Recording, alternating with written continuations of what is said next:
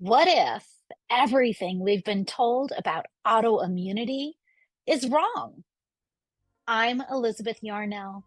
After awakening partially blind one morning in 1999, a doctor told me my multiple sclerosis would put me in a wheelchair within 10 years. I refused to accept that as the end of the story, so I started investigating.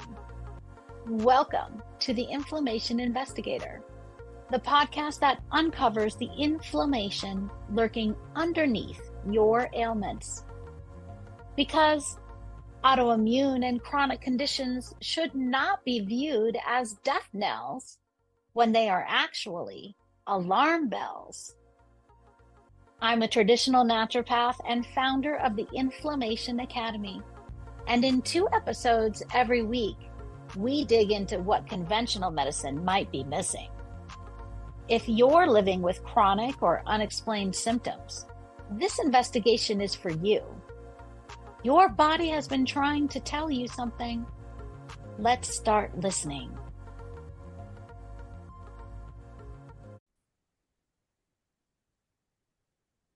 Hi, welcome back to the Inflammation Investigator. I'm pleased to introduce you today to Dr. Neetu Sharma. She is known as the Kidney Whisperer and is a double board-certified kidney specialist and functional medicine expert dedicated to revolutionizing healthcare by addressing the root causes of chronic diseases, particularly kidney disease and metabolic health issues. With over 15 years of experience, Dr. Sharma combines her expertise in nephrology with functional and holistic approaches, offering personalized wellness programs that empower patients to take proactive steps in their health journey. As the founder of Zeal Vitality, an innovative virtual healthcare platform, she provides a range of services from biomarker analysis to genomic testing, enabling patients to understand and optimize their health beyond symptom management. Dr. Sharma's work is driven by her deep commitment to preventive healthcare, inspired by witnessing family members endure dialysis. Her approach resonates with midlife professionals facing metabolic challenges, aiming to educate and engage them in sustainable lifestyle changes to prevent disease progression, turning patients into active participants in their healing process. Her passion for patient empowerment, combined with her extensive training in functional medicine and nephrology, has made her a respected voice in the field. So, Dr. Sharma, welcome to the Inflammation Investigator. Thank you so much for having me here.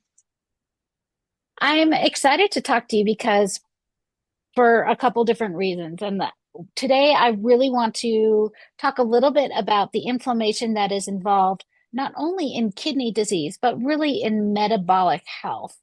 So which would it make sense to start with? Kidneys specifically or metabolic health in general? So when we think about inflammation, what comes in your mind? So inflammation is actually the body's response to any kind of injury, right? So some people might see inflammation in the form of redness, in the form of swelling, in the form of pain, and it might present in the form of chronic inflammation, which is like a subgrade of the acute, and which happens in many, many of the patients I have seen so far. These are all interconnected together, which can lead to chronic diseases, and the chronic diseases lead to increased inflammation. So they are not separate entities. And all the inflammation is related with the metabolic stresses. Inflammation is a shared operating system which converts the metabolic stress into the immune signaling of the body, right? So when there is a threat to the body senses it, it releases certain kinds of cytokines, which are the pro-inflammatory markers, and that causes the whole cascade of the signaling in our body, causing more fibrosis, more inflammation, more atherosclerotic changes in the patients and chronic diseases. So everything is, is that there's a feedback loop and a vicious cycle going on together. I wonder if people really understand what it means when we talk about metabolic functions. I might suspect some people might think metabolism and they just think about digestion and burning a rate of calories. But you're talking about a lot more than that. Can you explain? Yeah, so metabolic, in general, it's a very generic term which we use. It's actually going back into the roots. If we see at the cellular level how the cells are functioning, they have the organelle, which are the small structures inside the cell, including the mitochondria, which play an important role in, transporting all the nutrients which we are eating, the lipids, the enzymes, everything is, processing inside the cell, and that causes the production of ATP and the energy. And the way we are functioning at the molecular level, that is in the nutshell, in the layman language, to process your food into energy, that is the metabolism. And when we have inflammation going on in our body, that can lead to certain signaling in the body, including the immune response. And we have, seen that the epidemic of obesity in America, we have seen the chronic diseases, including the kidney disease. Those are all related together because all this fat collection and decreased oxygenation at the cellular level can cause oxidative stress, release of those free radicals, and we call it as a reactive oxygen species at the molecular level that can release certain cytokines and the inflammation markers, and that causes the inflammation. So when we talk about the metabolism, it is a very generic term which we are using. At the superficial level, it might be looking at your energy, your vitality, how strong you are, how your immunity, your gut function. They can all impact at the cellular level the production of the ATP from the mitochondria. So when I see a patient, I don't focus on the higher level, or we call it as a downstream symptoms, because your body is speaking to you. So something is going on which is speaking to you in the form of symptoms. And some patients presented as brain fog, some patients presented as inflammation, joint pains. But at the cellular level, there is something going on which is causing all these symptoms to appear. And that is the root cause of, everything going on.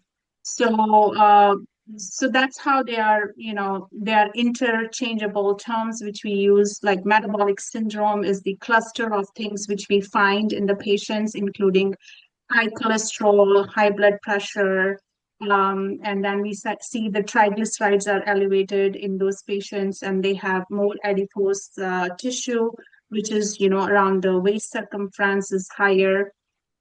So those are altogether called as metabolic syndrome. And those are the initial signs which we see when there's a metabolic dysfunction in a patient that can lead to the chronic changes and vital organ damage eventually. So, would you suggest that metabolic syndrome is maybe a component of all autoimmune disease? So I would say they are linked together because autoimmune disease is basically your body is reacting to some kind of antigen, and it could be it could start from the foreign antigen, which means your body is exposed to certain toxins, certain chemicals, which can cause that reaction and formation of antibodies. These are, the soldiers in the body. There are certain cells which are protective, and they start releasing those proteins to grab those foreign bodies from our body, like toxins or chemicals. But when the distinction is not made by the body between that foreign body or your own tissues, then it starts the autoimmune reaction, which means those soldiers are actually attacking your own tissues, your own body. So I've seen those patients who have vasculitis, who have a lot of inflammation in their body, and that's the reaction of the body where the body is attacking their own cells. And that distinction is not um, clearly separated in the medical literature from metabolic inflammatory pathways. So if you look at the fat cells, they release certain cytokines and certain intrinsic factors which can cause attraction of all those soldiers in your body, like macrophages or T cells. These are the protective cells and they are the immune cells. And these cells, they are heavily present in your subcutaneous fat, in your visceral fat, which is the brown fat around your vital organs. Mhm. So, and there are studies which have proved that all these immune system as well as um, the adipose tissue, they're all originated from same cells. In the, if you look at the how the human species developed. And going back into that details, I think they're all interlinked together. So the metabolic dysfunction can lead to autoimmune diseases, and autoimmune diseases, they actually increase the inflammation in the body and they trigger the insulin resistance, causing more metabolic issues. So they're all interlinked together. That makes a lot of sense. I know that you've seen metabolic function, or you view metabolic function as one of the missing links in kidney disease. Can you explain that? Yeah, so kidney patients are very complex, right? So they are suffering from a lot of other vital organ stresses as well. Now, chronic kidney disease is both a victim of systemic inflammation in the form of metabolic syndrome, diabetes, or high blood pressure, which is driving all these glomerular and tubulointerstitial injury, which means there are small structures inside the kidneys called tubules and glomeruli. So that get affected with a lot of inflammation. And inflammation, it amplifies once the filtration declines as well. So damaged kidney cells, they adapt to the pro-inflammatory phenotype, recruiting more of the macrophages and the soldiers of the body, which promotes actually more of the fibrosis eventually, which is scarring in the kidneys. So again, it's like a chicken and egg situation where we see that chronic kidney disease patients, they have a lot of inflammation going on, and that drives the reason why they die from cardiovascular diseases. That's the number one killer in these chronic kidney disease patients. Because of all that inflammation, it causes the plaque formation in the arteries and the blockages in the heart and causes the heart attacks. So, on the other hand, the inflammation itself drives that fibrosis and the structural damage to the kidneys, causing decline in the kidney function. Correct me. Did I just understand that you said that most kidney patients die from cardiovascular issues, not kidney issues? Yes, that is true. So, the number one killer in chronic kidney disease patients is the cardiovascular disease. That is fascinating, and that is a shock and a surprise to me. I wouldn't have thought that. So, when you find, or when you're working with a patient with metabolic dysfunction and kidney disease, what are your approaches? What do you do first?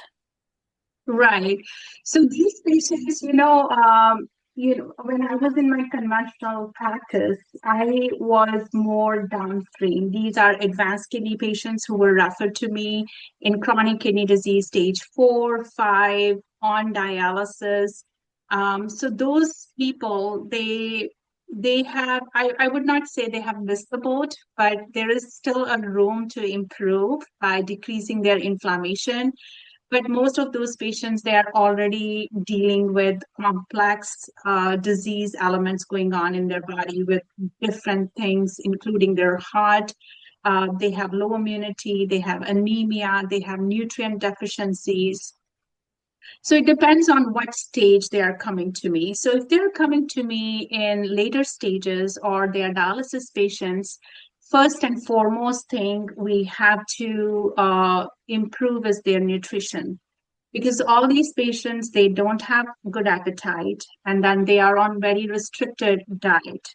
So because of that, they suffer from a lot of nutrient deficiencies. And we have seen that nutrient deficiency also drives the inflammation in your body. So they have iron deficiency, they have increased hepcidin, which is another enzyme in your body, and that causes decreased erythropoietic reaction, which means there is a hormone which is produced by the kidney called erythropoietin. And that erythropoietin increases the level of blood in your body, the hemoglobin production. And in kidney patients, we have seen that the erythropoietin is not very reactive. It is not producing the same amount of RBCs, red blood cells, or hemoglobin in kidney patients as compared to normal patients, and that's because of the hepcidin. So, not going into that pathophysiological details for the sake of this podcast, I would say the nutrients are very important. So we have to take into account that factor. So if the patient is on dialysis, they lose a lot of nutrients, including the magnesium, selenium. Those are all get dialyzed out. So those patients, they have low amount of magnesium, and we know that magnesium is important and it decreases the inflammation in your body. So we replenish all those nutrient deficiencies in them. We give them the erythropoietin if they need it. We keep an eye on their hemoglobin levels. So that is the foremost thing, and that applies on advanced kidney disease patients as well who are on the restricted diet, not so much on stage 2 and 3. Would you say inflammation precedes kidney disease or the other way around? Does kidney disease cause inflammation? Nobody can tell you that. Because both, as I explained, like both are interrelated to each other. It is very hard to tell. I would say that if you are a healthy person and you have good lifestyle, which means you have stress management, you have good sleep optimization is very important, you're eating good diet, and in general, you don't have other vital organ damage, then there have to be a reason that your kidneys are failing. And that could be genetic, that could be infections, that could be kidney stones, other things might need to be ruled out. But if you are having a bad lifestyle, which means you're eating the SAD diet, standard American diet, and you are having heart failure, you're having other vital organ damages, then the inflammation is driving your kidney disease. So I have to evaluate individually because every person is different and the reason could be different too.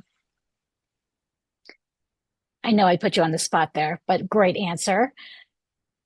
I know that you are interested in functional genomics and that is becoming an important part of your practice. What can you tell us about functional genomics and inflammation and kidney disease?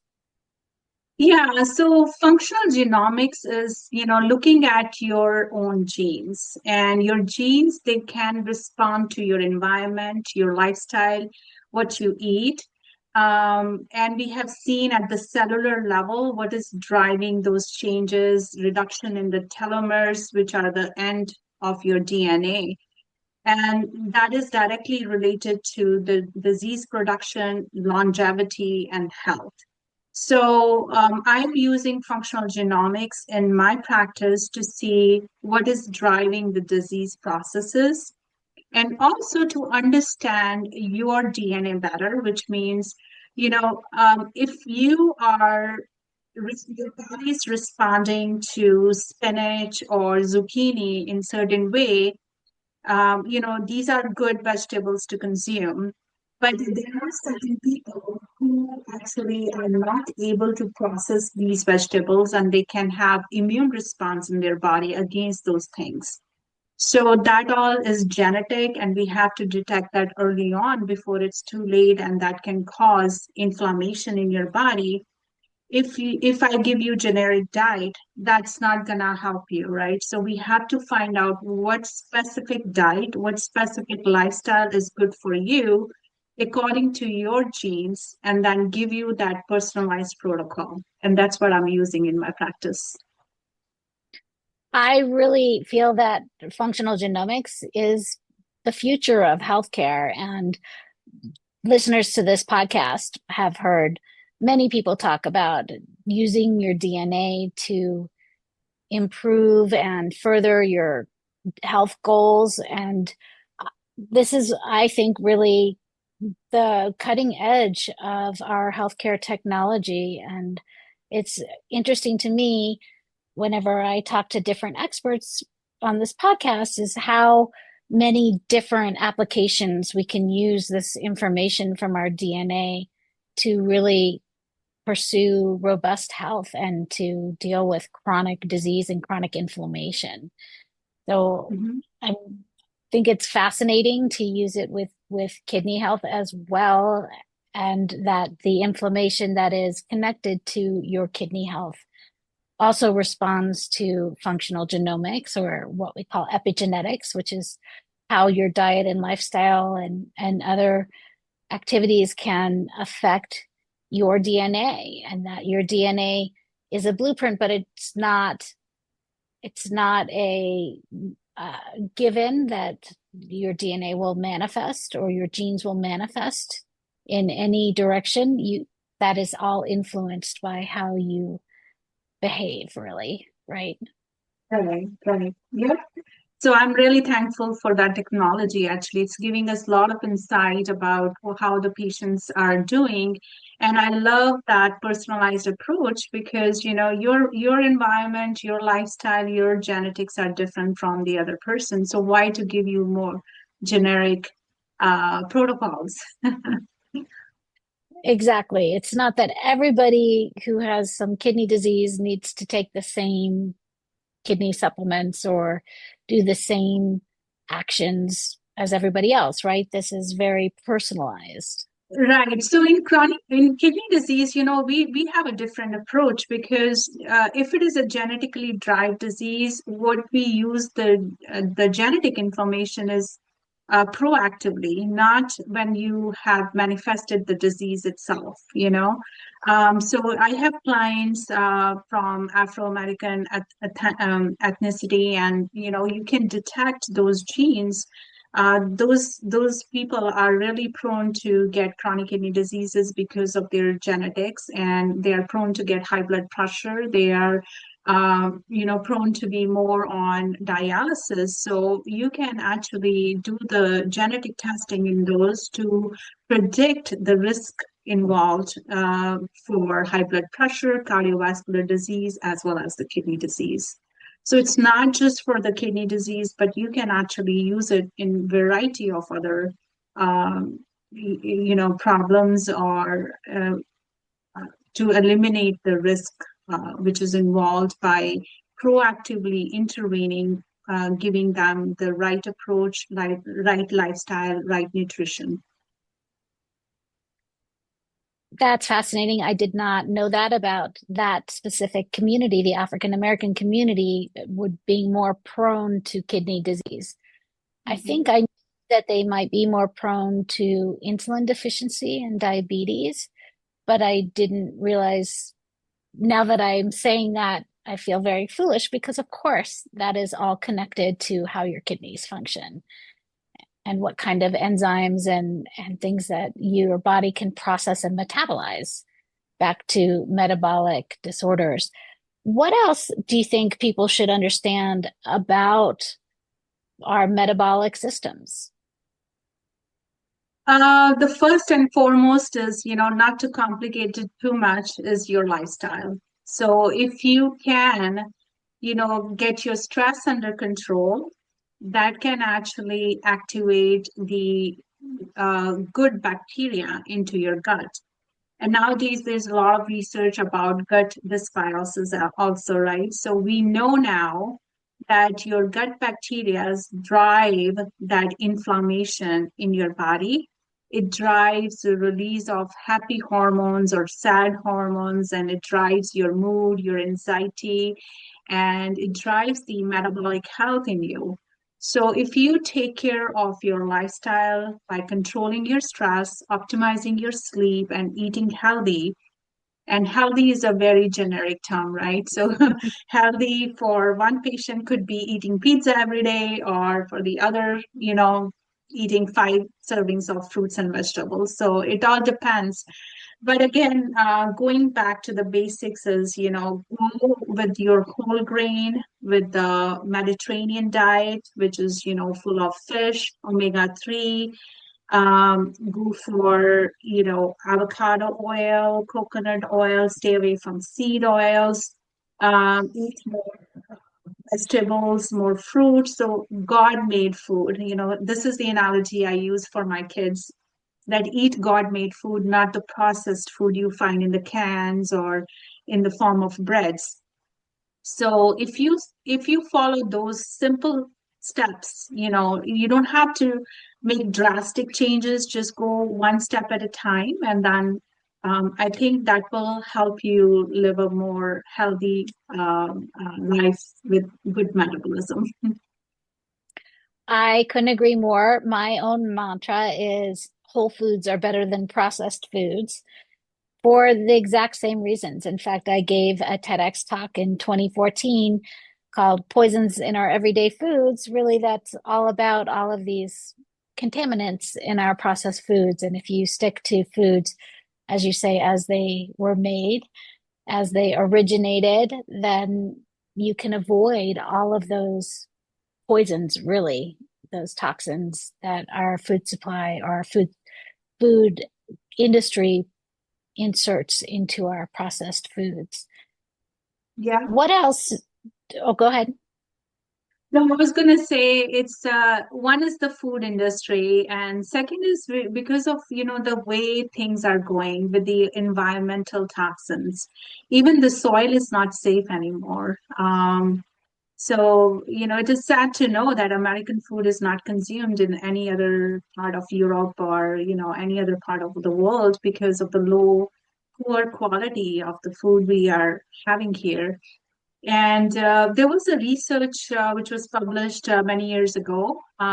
There is increased amount of chronic kidney disease patients in the middle part of the India, where I belong to. And when we look deeper into why there is more chronic kidney diseases coming up there, uh, it was related to the soil quality there. So it was contaminated with heavy metals, and those patients were found to have heavy metals in their body, which is causing the vital organ damage, including the kidneys.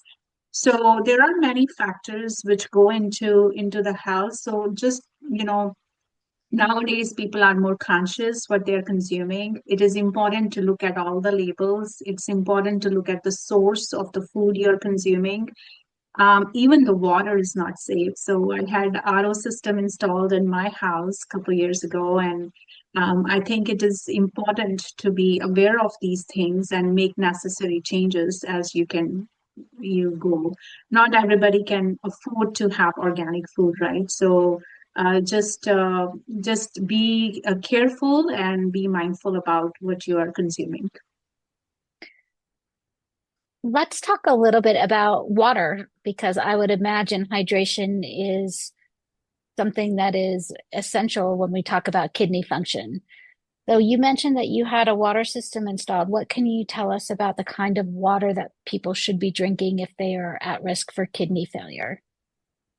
So, there are different kind of marketing tactics for all these water, alkaline water and the electrolyte water. I don't believe in those, to be honest. Your body has the power to maintain certain pH in your body, right? So your kidneys, they are the powerful organ and they maintain that hydrogen and bicarb balance in your kidney in your body, and they maintain that acid and base level balance in your body. So you don't really have to consume alkaline water or electrolyte water as long as you are consuming just a clean water, not the bottled water, which is full of microplastics. Now we know 1% of human brain is microplastics, so you don't want to drink anymore from the plastic bottles. Use the glass bottles. Just the clean city water would be okay. Um, so I had the reverse osmosis system, which was installed, which just takes away all the uh, the toxins and the chemicals from the water, and I think it's the safest water you can drink. Some people also, on top of the reverse osmosis, I have some mentors and people I talk to, they are also distilling their water at home. I think that's the extra step you can take to keep it like more natural. Yes, keeping yourself hydrated, drinking about 8 to 10 glasses of water is important. Not if you have, the congestive heart failure. So you have to be mindful about your fluid intake. But other than that, just drink the clean water. That's all. I agree with you about the distilled water. I wonder if people who are drinking distilled water encounter more mineral deficiencies. What are your thoughts Yeah. on that? So yeah, if you're consuming distilled water, water is not the main source of minerals for us in general.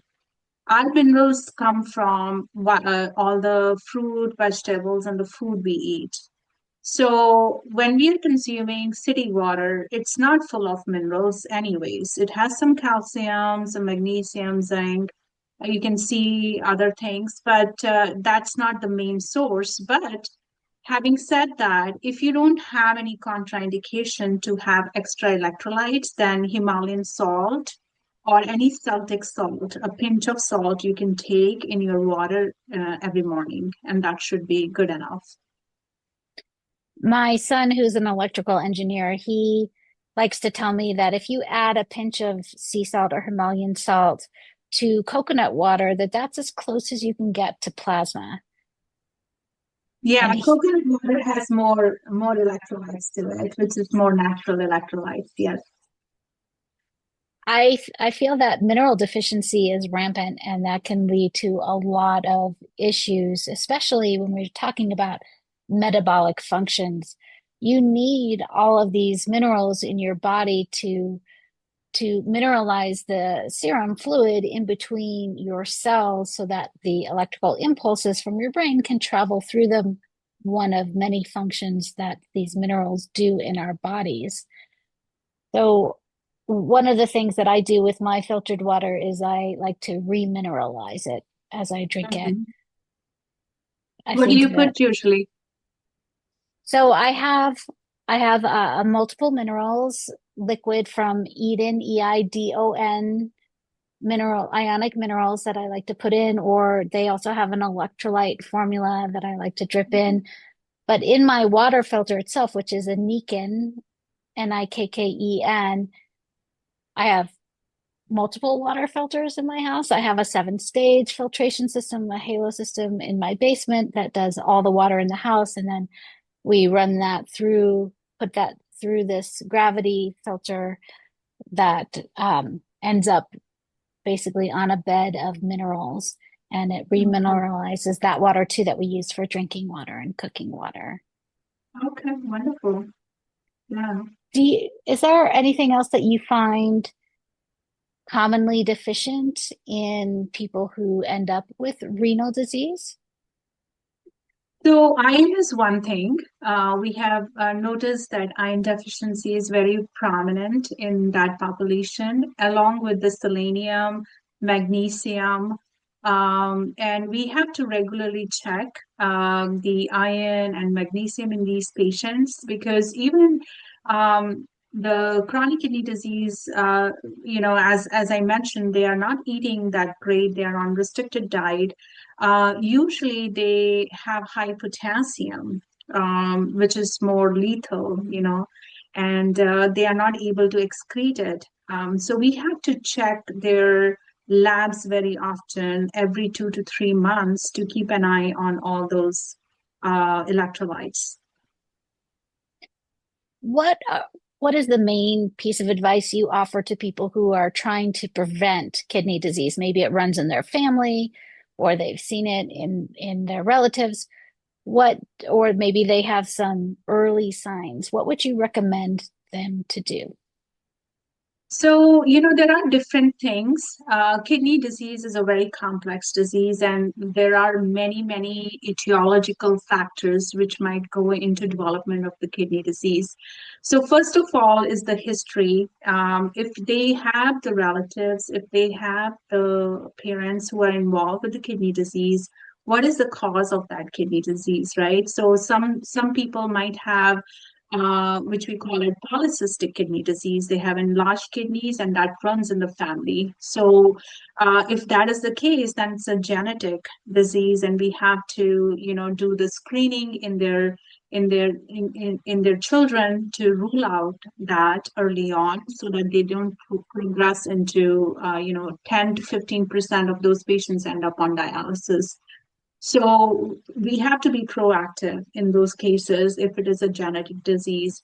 Then comes the other category where you have autoimmune diseases like lupus or vasculitis, which is affecting the kidney.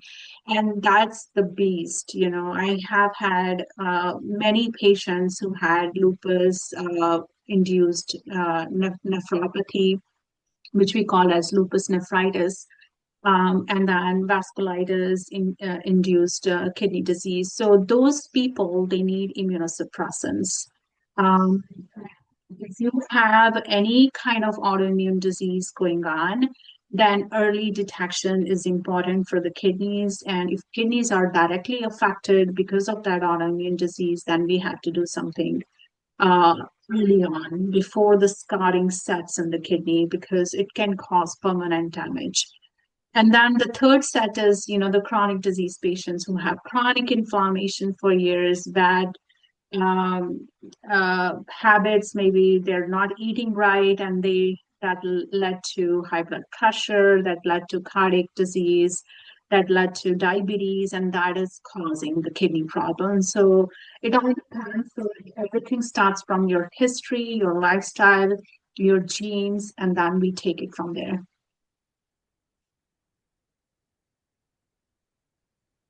So I just want to point out to listeners who may not have a medical background that anytime there's a suffix of itis on a word like vasculitis and nephritis, that means inflammation of the vascular system or inflammation of the kidneys.